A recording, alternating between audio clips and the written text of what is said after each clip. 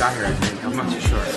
Look, 7 times. Dave, you have called me 7 times. I don't mean to be rude, but I'm kind of getting a tattoo here, buddy. You know what I mean? I'm really busy. Can you tell we're really busy?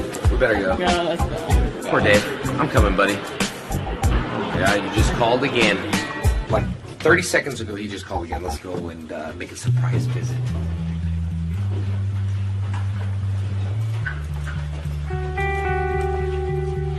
Privacy, please. We should really respect that.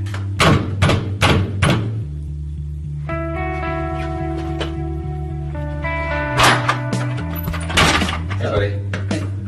You've been called. Dude, you called me how many times? Can you unlock this thing, dude, please?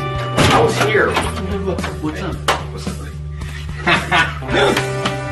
Woo! Sorry, dude. Welcome.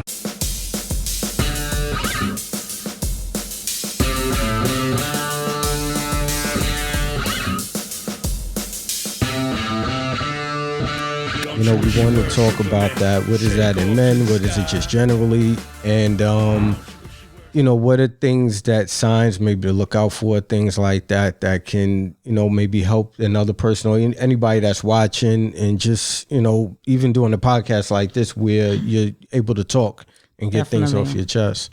Definitely. I think mental health is very important these days. And I think men's mental health is not spoken enough about. I think that we're not, you know, we expect so much from our men, to be the hero and be strong and you can't cry and all these stigmas that really shouldn't be.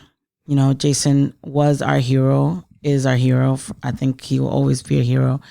And it was hard for him to talk about mental health and, you know, give in to be like, well, I need to go to a doctor, or I need to go to a hospital because, you know, and I think he just didn't want to let people down. Yeah, and it's unfortunate that you know, many people have to feel that way, because we always got to be so strong and so tough and not really just let people in. But before getting into it, I want to give you an official Cool Geek welcome. Cups up. And thank you for being here. Thank you for having me. So, before we get into like all the heavier stuff, let's let the people get to know you a little bit. 1, let's tell them where they can find you. 2, what is it to be a personal assistant, especially to a person that's so famous and popular? Well, you can find me on Instagram, YouTube, my YouTube channel, Facebook. It's Francis Baby, ITZFRANCIS Baby, and you can probably find me everywhere with that name. It's been, I guess, it's stuck from the beginning. And being a personal assistant, at least with Jason, wasn't just, you know, booking travel and conventions and stuff like that. It involved everything, you know, personal things, even reminding him, hey, it's so-and-so's birthday today, or your anniversary is coming up. What are you planning on doing? It became more of a 24/7, 365-day job. And he was amazing. He would ask me for anything. And I've learned so much, because it didn't just entail, hey, book a flight. It entailed, how can I get to point A to point B? What do you think I should do at my schools? Or, you know, because he owned karate schools. What do you think I should do, you know, with this character? Or, you know, even if fixing grammar for his poetry, it just entailed a lot of things. Yeah, poetry is heavy. You know, that's a great form of expression, you know, whether you're doing it, you know, as a song or, you know, just spoken word, whatever it may be. So that's a great way to get your feelings out as well. I think he definitely, at the end of his life with his poetry, it's called JDF Spoken Truth. And you can look it up. Everyone can look it up there. He had a lot of poetry that, you know, really said how he was feeling. You know, he had one called Masks, you know, basically saying, you know, he has to wear a mask because unfortunately we idolize these people, a lot of celebrities, especially if they play like a superhero, and we forget that they're human too, you know? So, you know, he always had to have a mask. You know, Tommy didn't curse, but Jason definitely cursed. You know, Jason had, you know, sometimes had his little anger moments, but Tommy didn't. So it was just a lot of, Mask, and he also has a great one that he's like a mental prison. Has another one that he basically talks to like suicide and anger and ADD and addiction, even the devil. You know what I mean? It's definitely something. I don't want to say for a cry for help, but it was more so that we can at least know who he really was. Right. All right. So I definitely want to unpack all of that, right? Because that's a lot. But how long were you his assistant for? I was his assistant for almost 11 years. Okay. How did you meet? Well, it was just like fate. One day, I was like, oh, I wonder where they are now. Like Power Rangers, I grew up. I was like 5 years old when I first started watching it, and Tommy was obviously my favorite, and Kimberly, who didn't like the Pink Ranger. So then I looked him up one day, and I started following his Facebook, and then he posted like a flyer that he was going to be here in New York City. And it was like super cheap, like $100, like a whole weekend. And I was like, oh, I'm going to do it. I never do anything like that. I've never like, oh, let me go meet this celebrity. And I was like, I'm just going to go.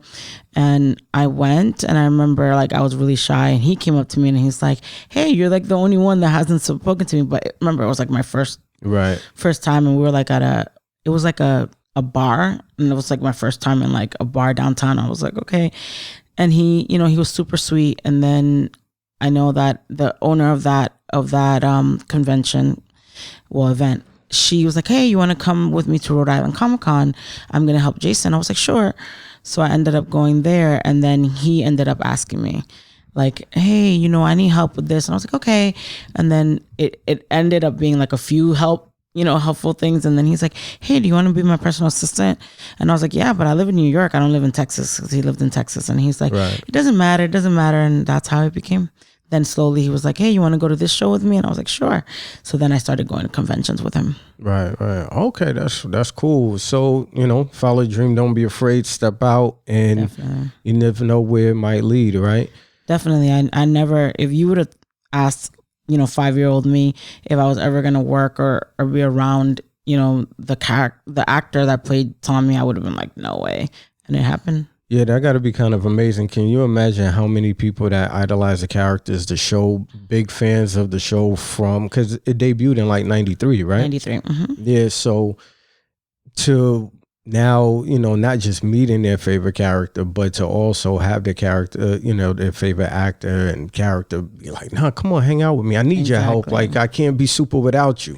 And the good thing is that he was amazing. You know what I mean? Like sometimes we meet, they say that saying, never meet your heroes. Right. And at least with him, I met him and he was great. And he was multidimensional. I think Tommy was, bad boy turned good and didn't really like break a plate. But Jason was, he was a good guy, but he also had, his demons, and he also had his, his issues. But at the end of the day, he was a great man.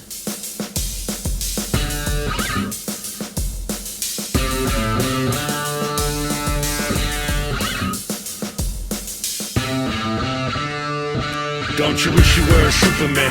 Take off to the sky. Or don't you wish you were a Superman? Against oppression we rise.